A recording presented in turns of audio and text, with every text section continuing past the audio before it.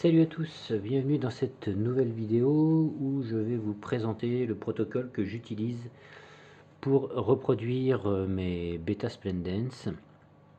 Donc je fais ça dans une caisse en plastique.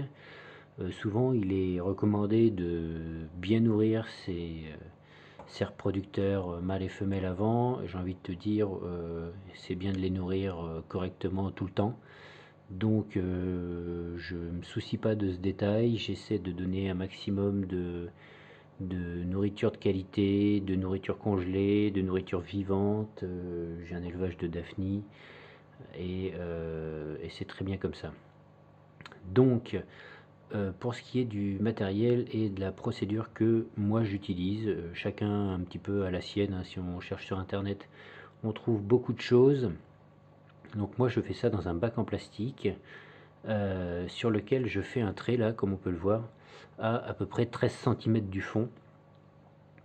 Parce que si vous avez déjà fait des accouplements de bêta, vous connaissez, mais si vous n'en avez jamais fait, vous allez voir que généralement l'accouplement se passe souvent quasiment en surface ou à mi-hauteur, et donc les œufs tombent dans le fond du bac, et en fait c'est souvent le mâle et parfois la femelle qui prend les œufs et qui les remonte dans ce qu'on appelle le nid de bulle. Donc je prépare une caisse comme ça, un morceau de feuille de catapa ou des fruits d'aulne si vous en avez. Là il me restait un morceau de feuille de catapa, donc je l'ai mis dans celui-ci. C'est que je prépare une reproduction, donc j'ai préparé, je suis en train de préparer ce bac. Je vais mettre également une boule de mousse de java pour nourrir les alevins dans les premières heures premières heures et jours d'ailleurs, hein, de vie, mais on n'en est pas là. Je mets un chauffage comme on le voit ici. On essaie de régler la température d'eau à 28 degrés pour stimuler la reproduction. Donc voilà, une boule de mousse de java. Bon là je l'ai pas mise parce que j'ai pas mis l'eau encore, donc j'ai pas envie de la dessécher. On remplit d'eau. Alors moi j'utilise l'eau du bac de mes reproducteurs, soit du mâle soit de la femelle, dans un premier temps. Je ne mets pas de filtre. À l'avenir je vais mettre un filtre exhausteur parce que ça crée quand même des déchets quand on ramène la mousse de java. C'est pas exclu qu'il n'y ait pas des œufs d'escargot qui vont finir par éclore dedans, et les escargots ça fait mine de rien des déchets, donc c'est bien d'avoir une mini filtration, mais pas autre chose qu'un filtre exhausteur. Donc pour cette reproduction là il n'y en aura pas parce que j'ai la pompe à air, mais je n'ai pas le filtre exhausteur. D'ailleurs le filtre exhausteur il y a de grandes chances que je le fabrique pour cet aquarium enfin ce bac de reproduction de bêta. Donc lorsqu'il est en eau à température, donc 28 degrés, je vais dans un premier temps placer le mâle uniquement. Je mets le mâle pendant environ 48 heures, et en général au bout de 48 heures, sans même qu'il y ait la femelle, le mâle va naturellement faire un nid de bulle. Je ne sais pas si vous avez remarqué, dès qu'on change un bêta de son environnement, les 3/4 du temps il forme un nid de bulle, même s'il est tout seul. Donc je le laisse 48 heures seul dans ce bac, et seulement après 48 heures j'introduis la femelle sous cloche. Donc pour ça j'utilise, voilà, un peu sale, il faut que je la nettoie là, une boîte comme ça que j'ai percée un petit peu partout mais transparente, et donc voilà, je viens placer la boîte dans le bac et je mets la femelle dans la cloche comme ça, et de telle façon que suffisamment au milieu, de telle façon que le mâle puisse tourner autour et voir la femelle. Idéalement en surface, mais c'est pas une obligation. Jusqu'à présent je mettais des laitues d'eau pour que le nid de bulle soit bien groupé à un endroit, mais il s'avère que au bout d'un certain temps les laitues d'eau grandissent, et et c'est assez chiant de voir un petit peu l'évolution des alevins, étant donné que les premiers jours c'est tellement petit d'ailleurs qu'on les voit quasiment pas. Donc avant j'en mettais pas mal, maintenant je pense que je vais en mettre quelque chose comme une ou deux, mais pas plus. Voilà, donc une ou deux laitues d'eau, sinon on met un petit support flottant, on peut mettre ce qu'on veut, un bout de liège, un bout de mousse, enfin quelque chose qui flotte, et généralement le mâle va concentrer son nid de bulle autour de ça, et ça va l'aider à se maintenir. Également, on place un couvercle également sur le bac, donc là c'est le couvercle de la boîte, mais je le pose simplement comme ça, donc il y a un petit passage d'air de toute façon avec le câble.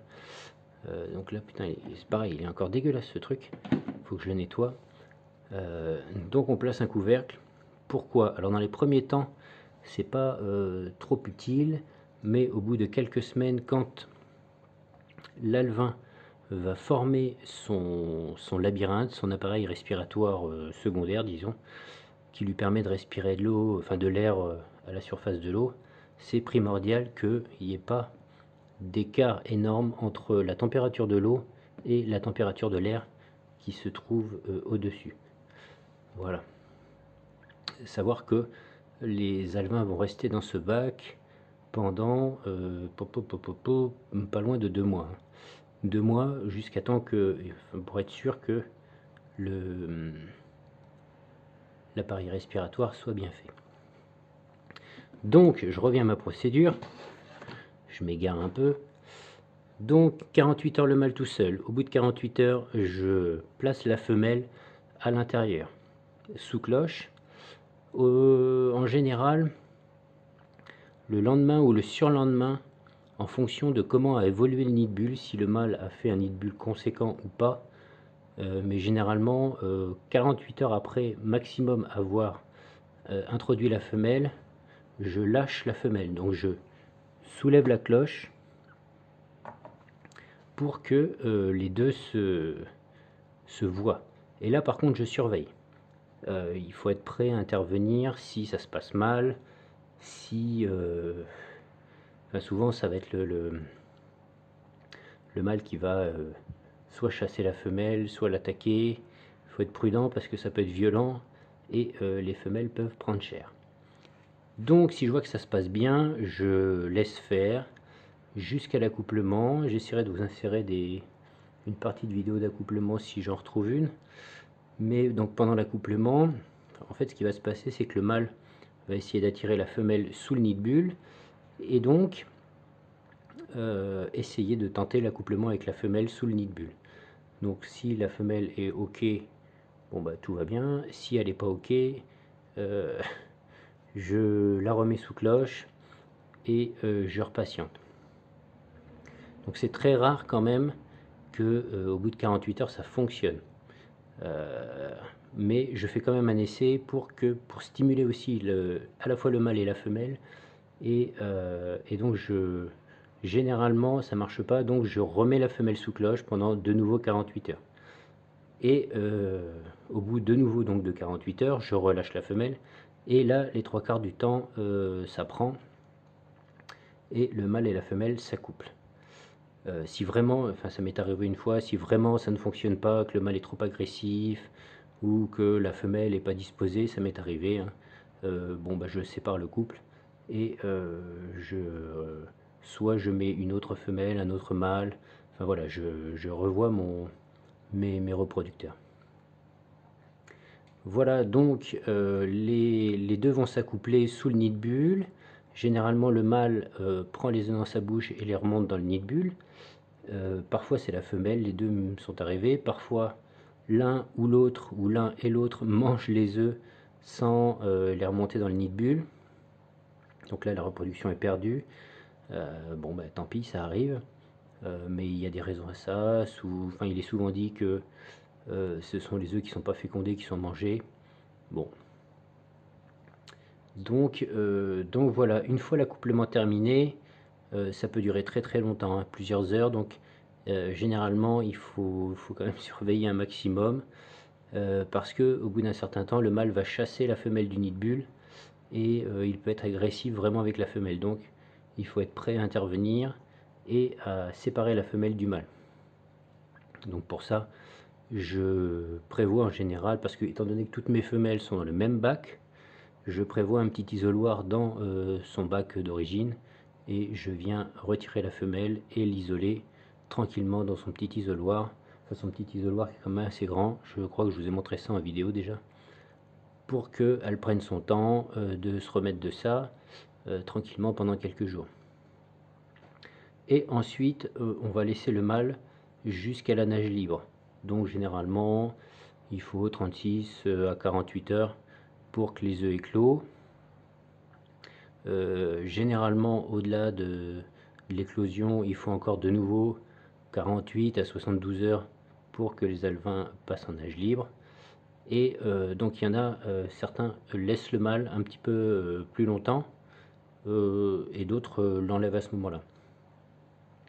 Moi je fais ça au feeling, c'est-à-dire que je me prends pas la tête. Généralement le nid de bulle se détruit de toutes les façons quand c'est en nage libre, et donc je retire le mâle souvent quand même assez précocement, de peur qu'il mange les alevins. Je fais attention de bien nourrir le mâle à ce moment-là, et moi je continue légèrement à nourrir le mâle tant qu'il garde les œufs sous le nid de bulle. Il est conseillé souvent de ne pas nourrir le mâle. Moi j'y vais avec parcimonie et je lui en mets un petit peu, parce que je me dis que s'il a un peu la dalle, il ne faudrait pas qu'il mange les œufs tant qu'ils ne sont pas éclos. Voilà comment je procède. Et donc ouais, à partir de l'accouplement, donc je retire le mâle 5-6 jours après. Généralement les alevins sont en nage libre, on les voit quasiment pas, il faut une loupe. Donc là à ce moment-là je vais retirer le mâle, je vais le remettre dans son bac tout seul dans son coin, parce que chaque mâle est séparé chez moi, à part un seul qui est dans un bac communautaire avec les femelles. Et je vais laisser grandir mes alevins tranquillement dans ce bac. Donc après l'éclosion, j'attends au moins 72 heures avant de commencer à nourrir les alevins. Les alevins vont se nourrir de ce qu'il y a dans le bac, ce qu'il y a sur la mousse, les infusoires, sur la mousse de Java. Et à partir de 72 heures après l'éclosion à peu près, je vais leur donner des anguillules de vinaigre. Donc d'anguillules de vinaigre, prévoyez-la avant de faire une reproduction, c'est mieux, parce que on peut démarrer avec des Nauplides artemia. Cependant le Nauplide artemia est plus gros que l'anguillule de vinaigre, donc il sera plus facile de nourrir avec les anguillules de vinaigre. Je vais aller vous chercher mon bocal, mais vous n'allez pas les voir, mais pour vous montrer un petit peu.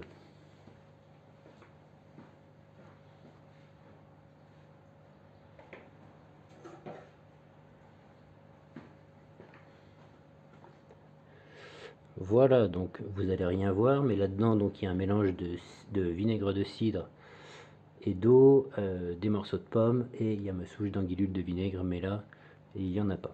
Enfin, vous la verrez pas. Donc je filtre ça avec un filtre à Artemia, le plus fin. Je vous mettrai éventuellement un lien si ça vous intéresse. Je filtre ça dedans, je rince et je viens plonger mon petit ami dans l'eau, je secoue un petit peu et les anguillules vont se promener dans le bac et les alevins vont les manger. Au bout de, c'est délicat à dire, mais je dirais 2 semaines à peu près, je vais aller passer à la au Nauplide artemia. Donc pareil, quelques jours avant, on prépare son élevage de Nauplide artemia. Donc alors soit on utilise un mélange sel plus œuf du commerce, je vous mettrai un lien éventuellement, soit on utilise des œufs, et auquel cas il va falloir saler son eau. Si vous achetez des œufs, de toutes les façons, seul, le dosage de sel sera indiqué. Ça c'est pas un problème, c'est assez facile. Il faut une pompe à air par contre pour démarrer les Nauplides artemia. Donc moi je fais ça en petite quantité, j'ai souvent 2 bocaux pour en avoir toujours disponible, et à partir de la 2e semaine je vais nourrir au Nauplius artémien. Et ce, jusque au moment où il peut commencer à manger autre chose, des choses un peu plus gros. Parallèlement, j'utilise aussi, donc chez Tetra, ils font une poudre pour alevin qui est très très fine. C'est pas mal non plus, donc c'est moins riche que de la nourriture vivante, je pense. Mais ça peut fonctionner également. Et je vais les nourrir comme ça pendant, pendant 1 mois et demi. Toujours surveiller d'avoir le couvercle, parce que si je dis pas de bêtises, c'est vers la 5-6e semaine que le labyrinthe va se former. Donc c'est la partie un peu critique du truc. Donc à ce moment-là, les alevins sont sensibles. Et puis voilà, hein, c'est pareil, c'est pas parce que le labyrinthe est formé qu'on est à 8 semaines par exemple que les alevins sont sauvés. Il est possible qu'il y ait des déformations, des choses qui leur permettent de pas bien se nourrir, pas bien respirer, et on arrive à en perdre. Donc la reproduction de bêta, c'est pas une science exacte, ça marche pas à tous les coups, et moi j'ai régulièrement des pertes. J'ai pas 100% de réussite à chaque fois sur les reproductions qui réussissent. Voilà. Si vous avez des questions, j'ai peut-être oublié des choses, je vous ai fait cette vidéo de tête, n'hésitez pas à me poser des questions dans les commentaires. Si ça vous a plu, n'hésitez pas à mettre un petit pouce, à vous abonner, et puis je vous ferai peut-être part de la prochaine reproduction dans une vidéo, si la prochaine fonctionne. Merci d'avoir regardé, et je vous dis à plus pour une prochaine vidéo. Salut!